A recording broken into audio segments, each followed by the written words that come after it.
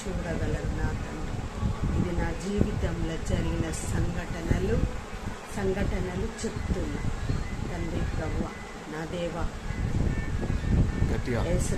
ఏసయ్య నామానికి మహిమ కలుగుగాక తండ్రి. ప్రభు, నా దేవుడు ఎన్నో కార్యాలు నా జీవితంలో చేస్తుంది నా తండ్రి. నేను ఎన్నో కష్టాలు నష్టాలు జీవిత కాలమంతా, నాకు పెళ్ళై 40 ఏళ్ళ కానుంచి కష్టాలు తప్ప నా జీవితంలో సంతోషం అన్నది తెలియదు, నేను సుఖం అన్నది తెలియదు.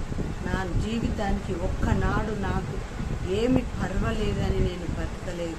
నిజమైన దేవుని నేను తెలుసుకున్నాక నా జీవితంలో ఎంతో రిలీఫ్ చూస్తున్నా, ఎంతో సంతోషం అనుభవించుతున్నా. నా ఆత్మకు ఇవాళ కూడా నాకేది లేదు, డబ్బు లేదు, ఉండటానికి ఇల్లు లేదు, నేను బతకగలుగుతాను అన్నది